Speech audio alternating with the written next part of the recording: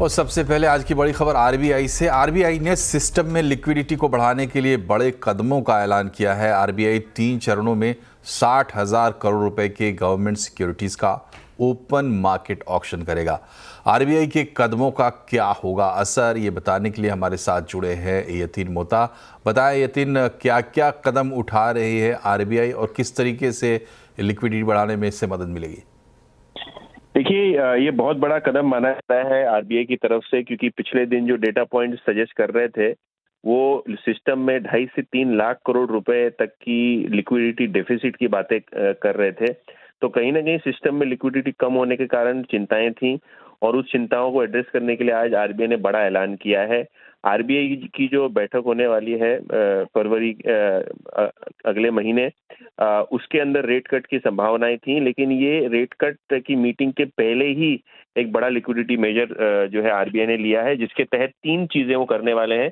सबसे पहले OMO auction करने वाले हैं, यानी ओपन मार्केट ऑपरेशन के जरिए वो 60,000 करोड़ रुपए की सरकारी ट्रेजरी खरीदेंगे, जिसके कारण ये 60,000 करोड़ रुपए उपलब्ध कराए जाएंगे फाइनेंशियल इंस्टीट्यूशंस को।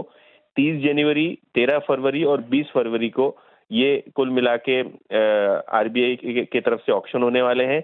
इसके अलावा 56 दिनों का वीआरआर यानी वेरिएबल रेपो रेट ऑक्शन भी होने वाला है, जिसके जरिए फरवरी 7 को लगभग 50,000 करोड़ रुपए मुहैया कराए जाएंगे।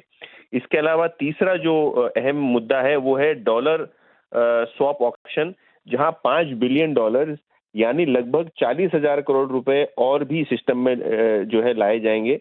तो कुल मिला के ये जो कदम है उसके कारण लगभग एक बड़ी लिक्विडिटी बाजार में आती हुई आपको नजर पड़ेगी। ब्रॉडली अगर आप देखें तो लगभग 1.5 से 1.25 लाख करोड़ रुपए जो है मुहैया कराए जाएंगे विविध ऑप्शंस के जरिए, जिसके कारण लिक्विडिटी सुधरेगी, रेट में डाउनवर्ड प्रेशर आएगा। और ऑलरेडी हमने आज के सत्र में देखा। ठीक है यतीन, हमारे साथ एचडीएफसी लाइफ के चेयरमैन केके मिस्त्री साहब जुड़े हुए हैं। केके सर, बहुत बहुत स्वागत है आपका सीएनबीसी आवाज पर। ये जो मेजर्स लिए हैं आरबीआई ने अपनी बैठक से पहले, कहा जाए तो इसका क्या असर आप देखते हैं? देखिए, क्या हुआ है कि in recent times RBI has used a lot of foreign exchange to provide some sort of stability to the रूपी.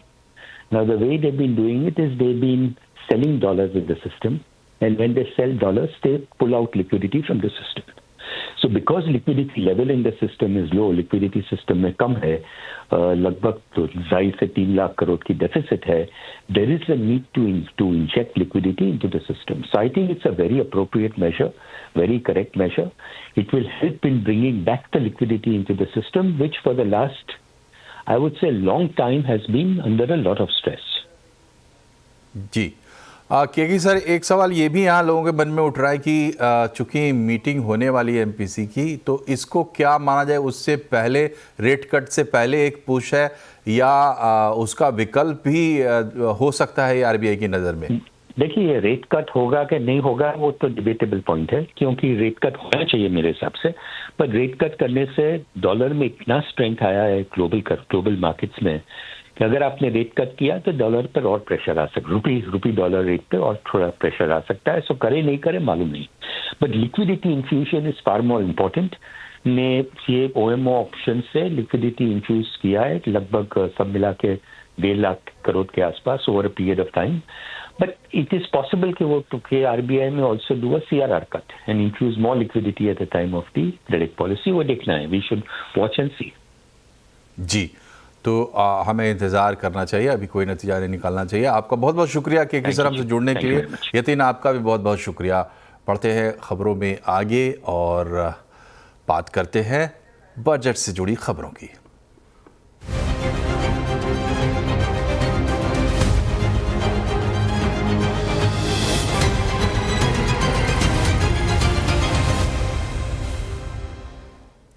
बजट में आईबीसी से जुड़े नियमों में बदलाव किया जा सकता है। इससे ग्रुप कंपनियों का जल्द निपटारा हो पाएगा। क्या है पूरी खबर, जानने के लिए चलते हैं आलोक के पास। बताएं आलोक।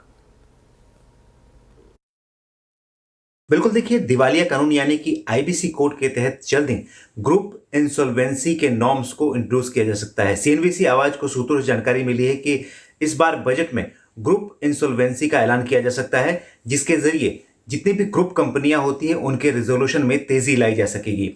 दरअसल अभी तक जो ग्रुप कंपनियां होती हैं उनके रिजोल्यूशन में काफ़ी दिक्कतें आती हैं, क्योंकि एक ही ग्रुप के अंदर कई सारी मल्टीपल कंपनियां होती हैं, लिहाजा उनका जो मैनेजमेंट होता है वो कंट्रोल अलग अलग होता है, लाइबिलिटीज और एसेट्स शेयर्ड होते हैं, और एक कंपनी के डिफॉल्ट करने पर उसका क्रॉस इफेक्ट दूसरी कंपनियों पर पड़ता है। लिहाजा इसकी वजह से एक पूरी कॉम्प्लेक्स स्थिति पैदा होती है, जिससे उसके रिजोल्यूशन में काफ़ी देर लगती है। हालांकि ऐसा नहीं कि पहले ग्रुप कंपनीज का रिजोल्यूशन नहीं हुआ है, लेकिन जैसे एग्जाम्पल के तौर पर देखें वीडियोकॉन, अम्बाली जैसी कंपनियां थी, लिहाजा इसमें काफ़ी वक्त लग गया।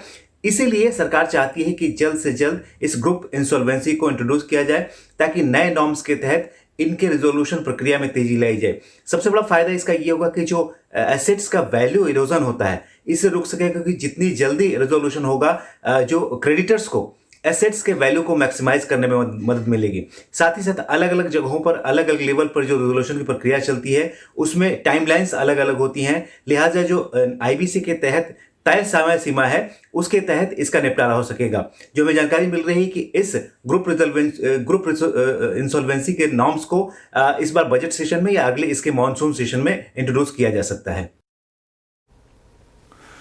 और अपनी बजट सीरीज में हम बजट उम्मीदें भी बता रहे हैं, तो एक खास पेशकश हम जो ब्रोकरेजेस है उनकी उम्मीदें को लेकर आए हैं। गोल्डमैन सैक्स की बजट उम्मीदें क्या हैं बता रहे हैं यतीन मोता।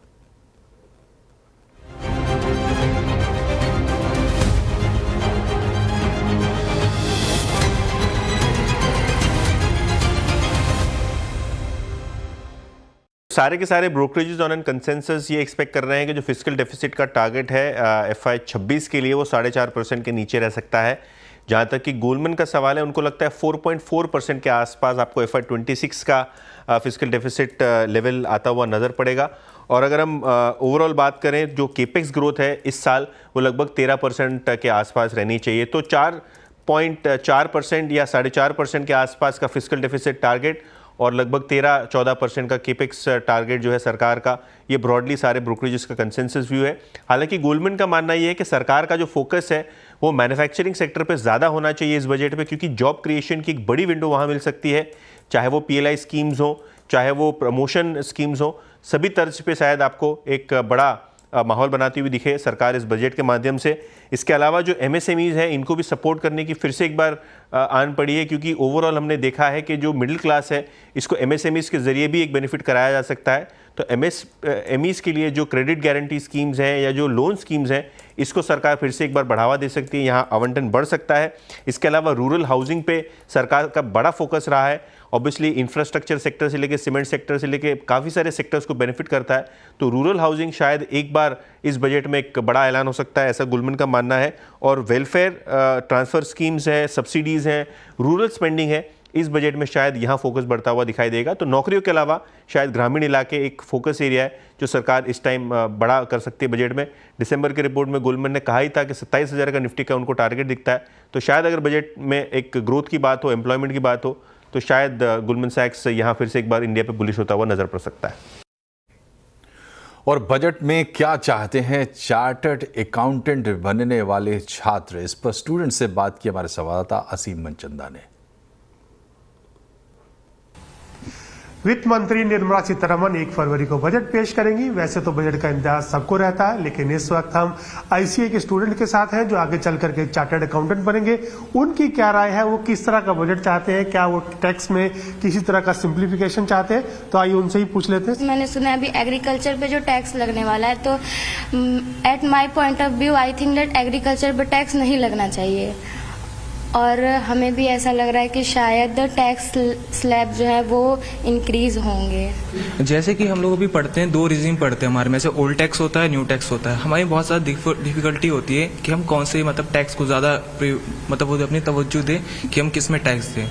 पर ना अगर निर्मला सीतारमण इस बार चाहे तो ओल्ड टैक्स हटा करके न्यू टैक्स लाए, जिसमें हमें ज़्यादा पढ़ाई में भी ईजी हो और हमारा थोड़ा सिलेबस भी कम हो। There must be a single tax regime for all in Indian citizens so that it can reduce complexity and can be accessible for common people. They can assess them separately through themselves.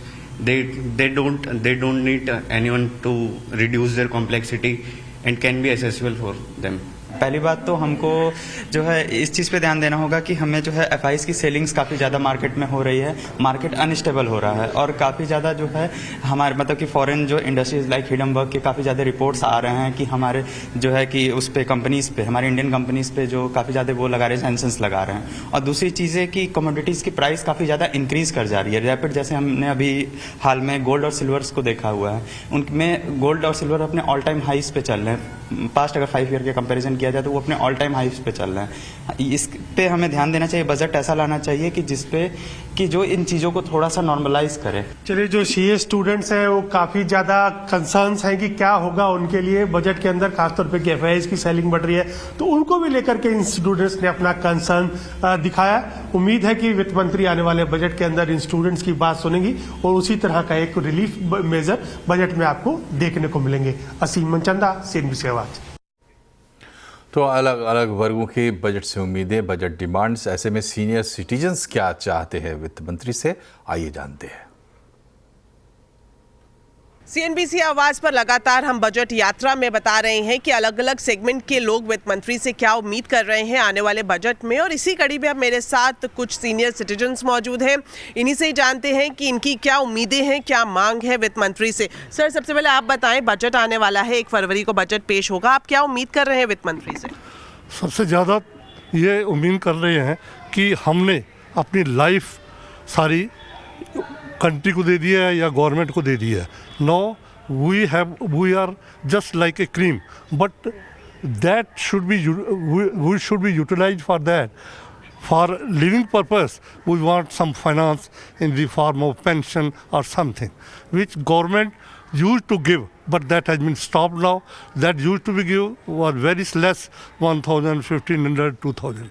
But for living at this stage, you can realize that children are busy with their own family or children. They are not caring for their elders, parents or grandparents or whatever you can say. So sufficient pension should be given. 15 साल के बाद जो है ना commutation मिलता है हमको, तो वो मेरे को अभी तक नहीं मिला है। सितंबर 24 में मिलना चाहिए, लेकिन मैं बैंक में गया, मैंने वहाँ उनसे पूछा, उन्होंने कंप्यूटर खोल के बताया कि तुम्हारा 25 में ड्यू हो रहा है, जबकि मैं 24 में मेरा ड्यू होता है। फिर उन्होंने रेक्टिफिकेशन के लिए लिखा CPAO में, उन्होंने फिर क्वेरी भेज दी, वो बोलते हैं कि ये अपना रिवीजन ऑर्डर जो है वो लेके आओ। अब मेरे को सितंबर में ड्यू और अब 25 आ गया है, अभी तक नहीं मिली है मेरे को। वो मैंने रिवीजन ऑर्डर भी इनको दे दिया है। तो क्या कहना चाहेंगे वित्त मंत्री से संक्षेप में बताएं? यही कि हमें टाइम पे दिया जाए, जो हमारा ड्यू है रिलीज़ किया जाए, जो कम्यूटेशन ड्यू है उसको रिलीज़ करें। सितंबर में ज़्यादा ज़रूरत पड़ती है और एक आयुष्मान योजना डिक्लेयर करी थी गवर्नमेंट ने, उसका कुछ इम्प्लीमेंटेशन नहीं हुआ। तो सीनियर सिटीज़न के मेडिकल एक्सपेंसेस के बारे में मैं कहूँगा, I recommend the finance minister to do something for the senior citizens medical expenses. Income tax slabs हैं वो बड़े अजीब से हैं। हालांकि पिछली बार ओल्ड रिजाइम और न्यू रिजाइम दे दिया, उससे काफ़ी रियायत मिली है लोगों को। और मेरी रिक्वेस्ट यही रहेगी फाइनेंस मिनिस्टर जनाब मैडम से कि जो भी टैक्स सिस्टम है 5, 12, 18 उनको जरा थोड़ा सा ठीक से स्ट्रीमलाइन करें। 18 वाला 12 पे आना चाहिए, 5, 15 और 20 कर दें, कोई प्रॉब्लम नहीं है, जिससे उनके रेवेन्यू में फ़र्क ना पड़े। बेसिकली गवर्नमेंट को उनके अपनी आगे चलाना है, बड़ी अच्छी उनको भी रेवेन्यू चाहिए। Otherwise we are very happy, it is doing good. और बजट पर हमारी खास मुहिम मेरा बजट मेरी आवाज़ आपको सुनाते हैं दर्शकों की तरफ से भेजी गई कुछ बजट विशेष। सबसे पहले तो हमें लगता है कि बजट में कुछ ऐसा प्रावधान हो जिससे योग और भारतीय संस्कृति के प्रचार प्रसार के लिए कार्य हो। जब हम भारतीय संस्कृति की बात करते हैं तो शास्त्रीय नृत्य और संगीत के संरक्षण के लिए कोई प्रावधान जरूर बने। दूसरी चीज हमें लगती है salaried class should get some benefit, क्योंकि उनके पास सेविंग्स के ऑप्शंस कम होते हैं, तो हमारा जो स्टैंडर्ड डिडक्शन शुड इंक्रीज। तीसरा, I think limit of ATC should be increased, जिससे सभी को लाभ मिलेगा। और सेविंग्स के ऑप्शंस बढ़ जाएंगे। चौथा, I strongly feel that income tax exemption limit should be increase to at least 10 lakh. इससे हमारे मिडिल क्लास इनकम ग्रुप को एक बहुत बड़ा बेनिफिट मिलेगा, जिससे एक बहुत बड़ा तबका 10 लाख तक की इनकम को शो करेगा और जो मनी का सर्कुलेशन है वो हमारा इंक्रीज हो। भारत का रिन्यूएबल सेक्टर एक बहुत ही दिलचस्प मोड़ पे खड़ा हुआ है। इसके चलते आने वाला बजट और भी महत्वपूर्ण हो जाता है। पिछले कुछ सालों में सरकार ने जो अनाउंसमेंट्स करी हैं, जैसे कि पीएम सूर्य घर योजना एंड PLI, जिसके अंदर 6 लाख के ऊपर घरों के ऊपर सोलर लगाया गया है, ये सब बहुत महत्वपूर्ण है। As a product and manufacturing company हम ये उम्मीद करते हैं कि सरकार इस बार भी PLI के ऊपर कोई टिप्पणी करेगी और भारत की जो निर्भरता है बाहरी देशों पे, स्पेशली पावर इलेक्ट्रॉनिक्स कंपोनेंट्स को लेके, उसकी तरफ सरकार ध्यान देगी।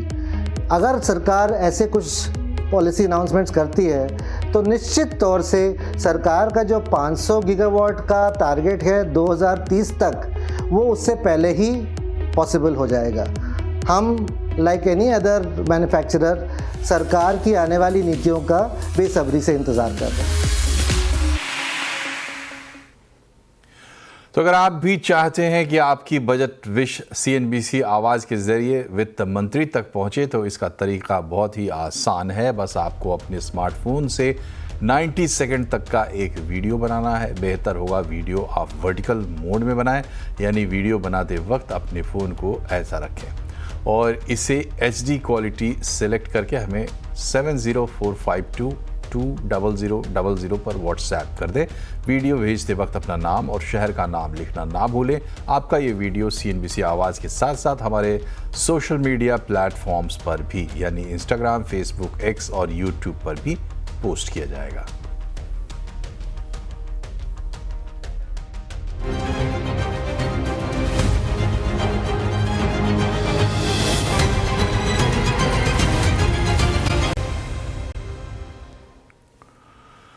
ब्रेक के बाद एक बार फिर से आपका स्वागत है। सेबी चेयरपर्सन की नियुक्ति के लिए वित्त मंत्रालय ने विज्ञापन निकाला है। इसके लिए 17 फरवरी तक आवेदन किया जा सकता है।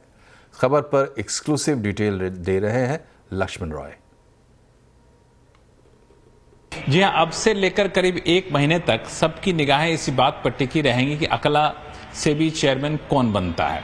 बता दूं कि सरकार ने नए सेबी चेयरमैन के चयन की प्रक्रिया शुरू कर दी है। इसके लिए आवेदन मंगा है 17 फरवरी तक और 28 फरवरी को मौजूदा सेबी चेयरपर्सन का कार्यकाल खत्म हो रहा है और इसके बाद सर्च कमेटी जो लोग आवेदन करेंगे उनके नामों की सिफारिश करेगा।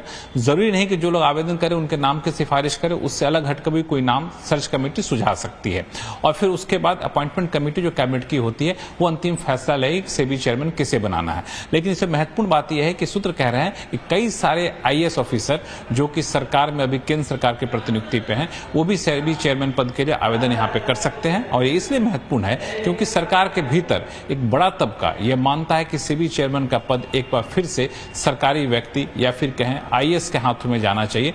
बता दूं कि माधवी पुरी बुच पहली गैर सरकारी व्यक्ति थी जिन्होंने सेबी चेयरपर्सन का पद संभाला था। और अब बात करते हैं दिल्ली के चुनावी दंगल की।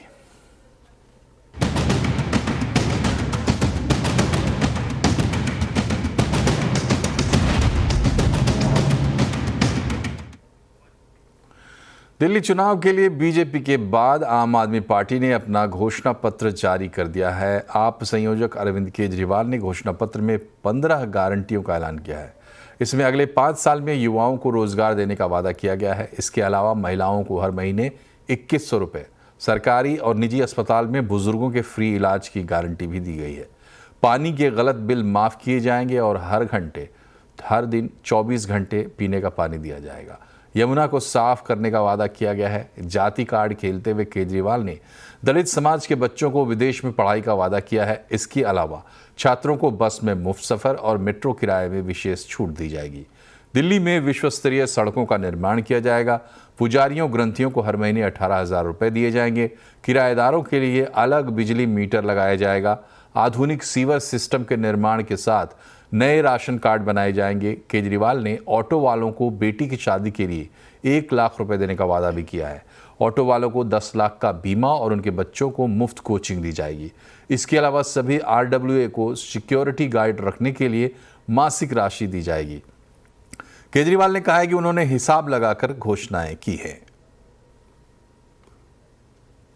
केजरीवाल की गारंटी का मतलब है पक्की बात, उसमें कच्ची बात कुछ नहीं होती है। जैसे ये लोग कभी कहते हैं संकल्प पत्र, कभी कुछ, सबको पता है वो फर्जी होते हैं। संजीवनी योजना से फायदा होगा, पानी के गलत बिल माफ होंगे, किराएदारों का बिजली पानी का बिल, कितना सारा फायदा है। दिल्ली विकास करेगी, दिल्ली आगे बढ़ेगी, लोगों को राहत मिलेगी, लोगों को खुशी होगी। तो अच्छा बटन दबाना, सही बटन दबाना। इधर बीजेपी ने दिल्ली के CM हाउस का नया वीडियो जारी किया है। इस बंगले में पूर्व मुख्यमंत्री केजरीवाल रहते थे। बीजेपी ने X पर वीडियो शेयर करके लिखा है कि ये महाठग अरविंद केजरीवाल की अय्याशी के शीश महल का एक्सक्लूसिव वीडियो है। इस वीडियो को अमित शाह ने भी पोस्ट किया है और लिखा है कि सरकारी बंगला नहीं लेने वाले अरविंद केजरीवाल ने अपने लिए 51 करोड़ का शीश महल बनवाया। YouTube पर इस वीडियो को शेयर करते हुए बीजेपी ने यहाँ मौजूद सामान का रेट लिस्ट भी जारी किया है। इसमें टीवी, सोफा, रसोई के सामान से लेकर सेंसर और रिमोट से चलने वाले उपकरणों की कीमत बताई गई है। वक्फ बिल में बदलावों को JPC की मंजूरी मिल गई है। JPC के अध्यक्ष जगदम्बिका पाल ने कहा कि अंतिम बैठक में सभी 44 संशोधनों पर चर्चा की गई। इनमें NDA सांसदों के 14 सुझावों को मंजूरी दे दी गई है। विपक्षी सदस्यों ने भी कुछ प्रस्ताव रखे थे, लेकिन वोटिंग के दौरान इन्हें नकार दिया गया। वक्फ संशोधन बिल पर JPC को बजट सत्र के दौरान अपनी रिपोर्ट पेश करनी है। विपक्षी सांसदों ने बैठक की कार्रवाई की निंदा की और जगदम्बिका पाल पर लोकतांत्रिक प्रक्रिया को नष्ट करने का आरोप लगाया।